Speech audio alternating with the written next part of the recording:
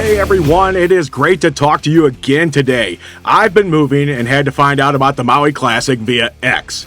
I followed many of you who watched the game, and then I saw most of the highlights and some lowlights on YouTube shortly after the game. Now, you might have been like me. I figured the Boilermakers had a 50, maybe 60% chance of winning the whole thing outright. Nearly as likely, though, was a maybe 2-1 record and a great tournament. And I figured a very isolated chance of worse than that. That being said, they were playing some of the best teams in the country. Now, if you follow the tourney, you saw 3 types of games and 3 types of wins. In the first game, number 2 Purdue took on the number 11 Gonzaga Bulldogs. I know I have said this in previous podcasts, but look for teams to play hack-a-zack all season. Every team will scheme to limit him as best they can, but in this case, it led to Ziti getting another double-double with 25 points and 14 rebounds. You know, Gonzaga banged Ziti consistently, and then they added on double and triple teams. But they could not keep him off the glass as he cleaned up plenty of misses for easy buckets or free throws.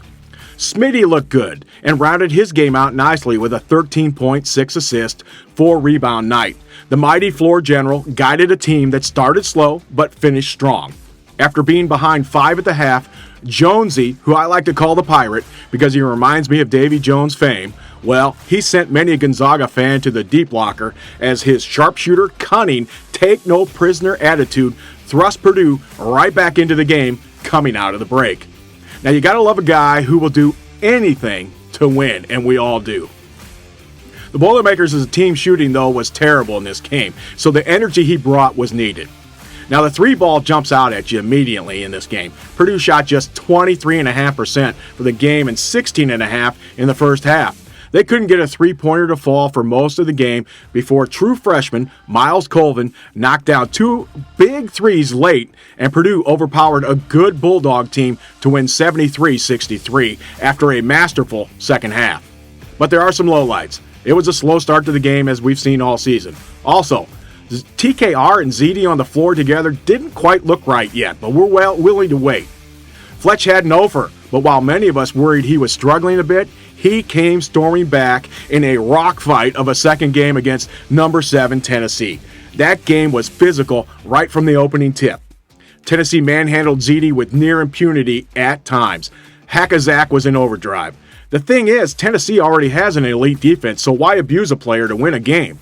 Despite this tactic, the Boilermakers still found a way to put points on the board by playing aggressively at the rim and getting to the free throw line often. This game was the furious Fletch game, though. He took it personally that people doubted him, so he took it out on the Volunteers, scoring a game-high 27 points to go with 6 rebounds. He made shots from just about everywhere, as Tennessee seemed more enamored with hacking Zach than stopping other players at times. Fletch was 7 for 18 from the floor and tacked on 10 of 11 free throws. Ziti popped another double-double, despite the mauling he took, scoring 23 and notching 10 rebounds. 3-point shooting was again sketchy, though, 26.5%, and free throws were only at 60% clip. This kept the game closer than it should have been. Quietly, TKR had a near double-double himself, and he had 8 points and 8 rebounds. Still, in the end, Purdue tops the Volunteers 71-67. Now, unfortunately, the flat-out foul till they stop us mentality is something we all expect now. To be truthful, Tennessee needed a foul and be rough because Ziti may have scored 40 and had 20 rebounds against them if they didn't. As I have said before, expect plenty of this all season. And those of you following on X may have noticed the Vols fans not complaining one bit during the game about the refs. Probably because they knew they were getting away with an assault and battery charge. As soon as the game ended, though, they came out of the woodwork to complain about the officiating. That tells you all you need to know right there. Now, the championship game was against number 4 Marquette, and compared to the previous 2 games, this was a pleasure to watch. Both teams played well, shot well, and defended well. Just about everyone contributed with Ziti's 3rd double-double of the tournament. You know, his 28 points and 15 rebounds led the way for the Boilermakers. But at the half, Purdue ended with a 3-quarter half shot made by the Pirate Jonesy as he put a huge hurting on Marquette just as time expired. Yes, Purdue led at the half 45-33. Purdue had been 7 for 9 on three-pointers in the first half, and none of us expected that to continue. But just like the other two games, the Boilermakers came out firing, extending the lead to as many as 15 at times. Marquette expended a ton of energy in this one as they clawed their way back, making it close. But on weary legs, Purdue took the championship 78-75, playing well throughout the game in Hawaii, just as Marquette did. Some thoughts on the whole tournament play by Purdue. This team is resilient.